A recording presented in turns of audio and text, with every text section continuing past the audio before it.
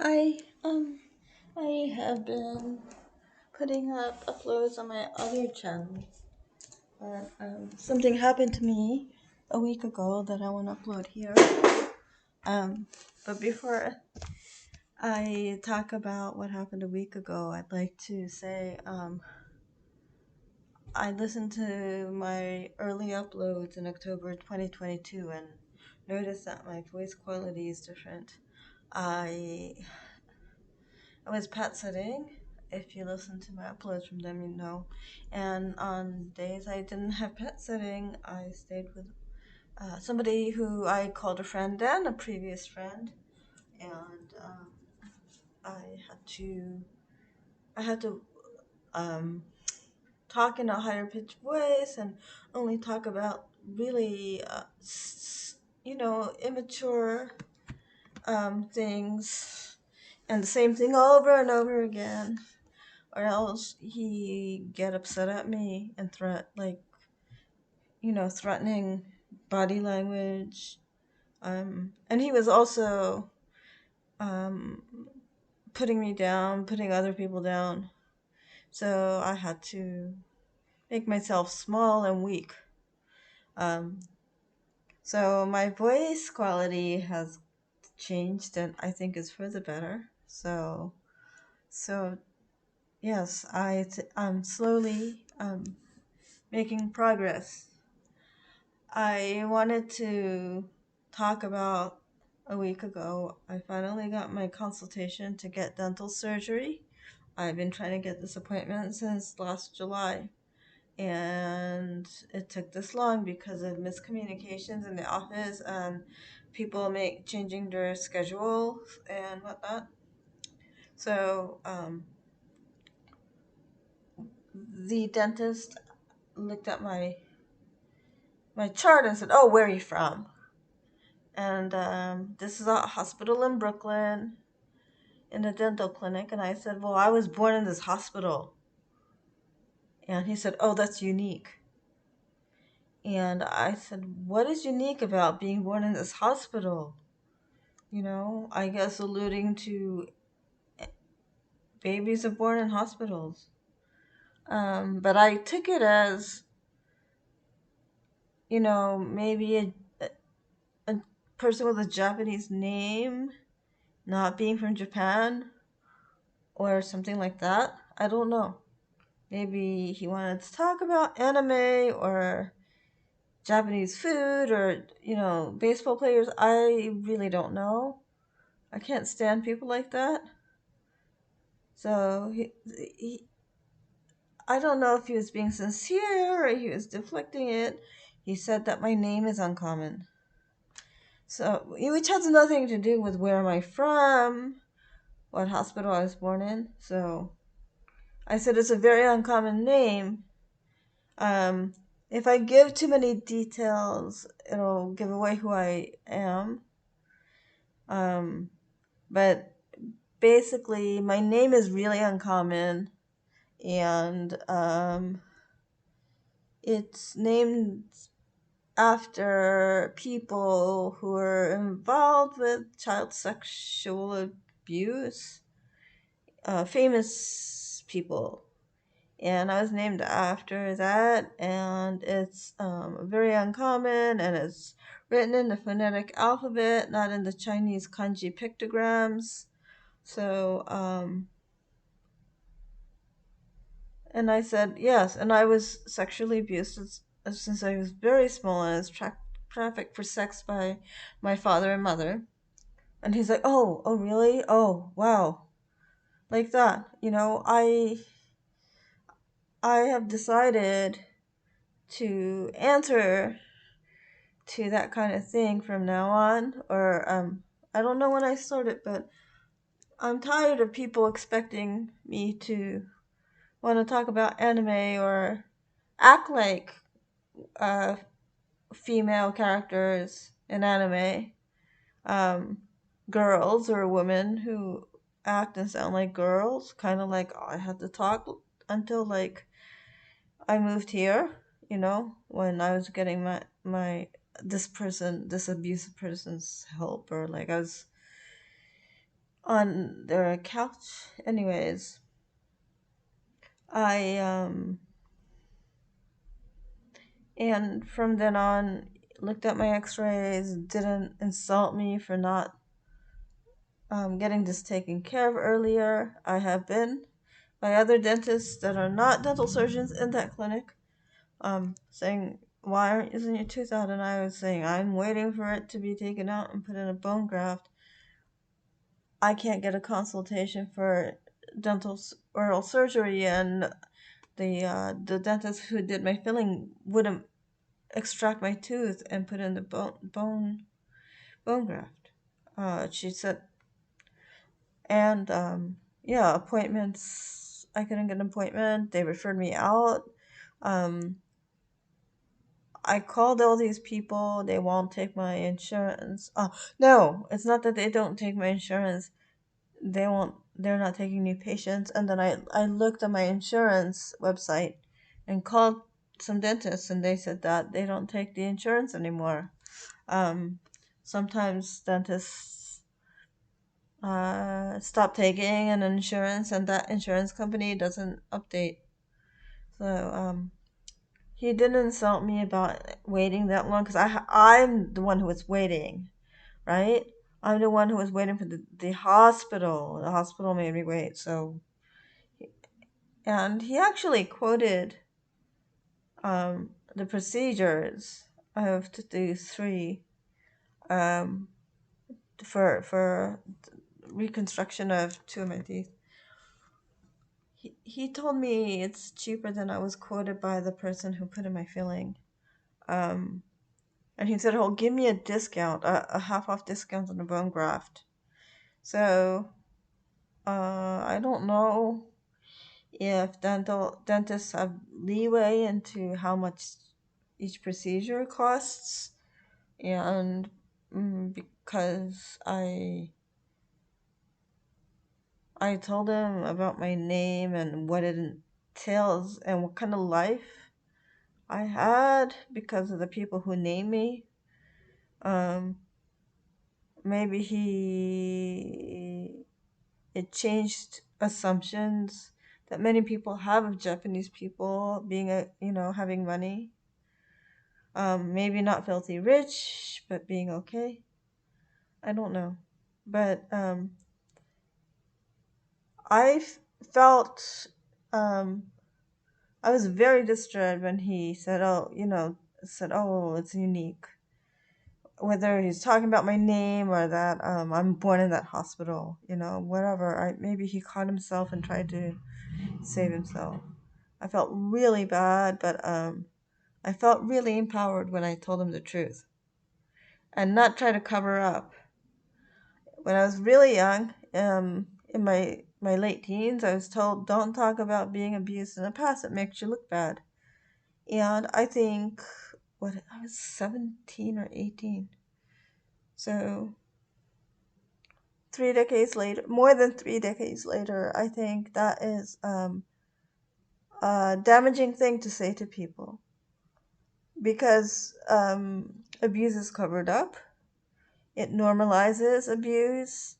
Um, I've been reading online, parents physically and mentally and sexually abuse kids, and they depend on not getting caught. They depend on people like social workers and guidance counselors not looking into it and believing the parents, and adults just saying that children are resilient, so leave it alone.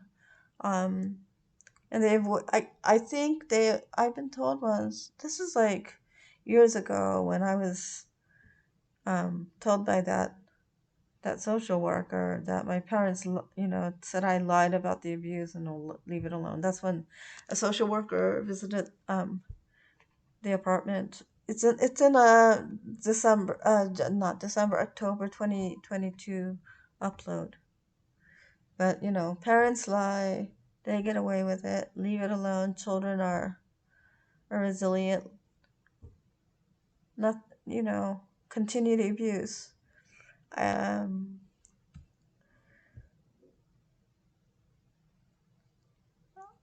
children should talk about their abuse, and the world should change to for for children to be safe to talk about their abuse, and adolescents should talk about their abuse. I was not living with my parents; I was working, but I was on my own for more than a year, but or maybe about a year. But it's harmful to tell survivors. Don't talk about it, make you feel bad. First of all, it makes you look bad. It makes you look good. It shows how strong you are. It shows how courageous you are, and it shows how smart you are. Because you have to be smart to survive that. And also, to victim blame, um, it gives license to these people who are abusive, and they're narcissists to begin with. They think that everybody else is wrong. People shouldn't do things that are wrong, except for them. They get a pass. So I'm in my 50s, and it was a different time, and I was told it makes you look bad to talk about being abused. But since then, since I was about 17, I have been involved with men who are narcissists. And I'm not talking to the person who I stayed over their home, when I was waiting for my voucher and I was pet sitting. I'm not talking to him anymore because he is my boyfriend. We were living together. I worked, and sometimes I'd lend him money and he didn't give it back. This is for rent. And sometimes when I lived in a place where he was paying, the leaseholder was his friend. He'd tell me to give him the money and he'll give it to him. And so, like, some months he said, "Oh, I'm looking for work, buying bagels on the street, buying coffee while I'm walking around all day, buying tokens." This is before the MetroCard in the New York City transit system. Buying tokens. He spent the rent. I'll give it back. I'll get a job. I'll give it all back to you. He admitted to me um, in September or October. He admitted to me because I, I like, what? He said he's only helped me and he's never done any harm to me. I said, what was that about? Of course, he's a narcissist, so he denied it at first, and then he said he doesn't remember. But when I kept at it, he said that he wasn't looking for work. All those months, I was paying his rent and giving him extra rent of mine. I mean, paying my rent twice and paying three times rent. He was saying that he wasn't looking for work. He went out drinking. He went to OTB, off-track betting, where you bet on horses and you don't have to go to racetracks. He was betting on horses. And he was also hiring prostitutes in Hell's Kitchen and renting rooms. Because back then, before the internet, that's how they did it. Because he didn't want to come home because we'd fight.